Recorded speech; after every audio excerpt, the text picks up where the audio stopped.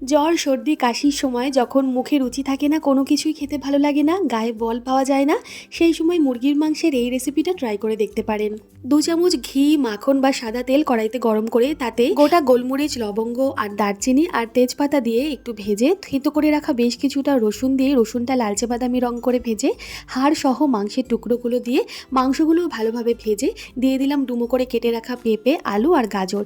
এরপর লবণ, গোলমরিচের গুঁড়ো আর আদা কুচি দিয়ে সমস্ত সবজিগুলো মোটামুটি ভেজে নেব। মুরগির মাংসগুলো যখন অর্ধেকেরও বেশি ভাজা হয়ে গিয়ে মাংসগুলো খুলে খুলে আসবে, সেই সময় পেঁয়াজ, ক্যাপসিকাম, টমেটো আর বিনস দিয়ে দিলাম। সব কিছু খুব ভালোভাবে কষিয়ে নিয়ে দিয়ে দেবো তাতে পরিমাণ মতন গরম জল। দিয়ে দিলাম একটু কাঁচা লঙ্কা আর ধনে পাতার যে ডাঁটিগুলো আছে সেই ডাঁটিটা। ভালোভাবে ফুটতে দেবো ঢাকা দিয়ে কম আছে 25 মিনিটের জন্য। তৈরি হয়ে যাবে আমাদের খুবই সুস্বাদু চিকেন স্টু। ওপর থেকে একটু মাখন ছড়িয়ে জ্বর সর্দির মুখে গরম গরম পরিবেশন করলে খুব ভালো লাগবে। ধন্যবাদ।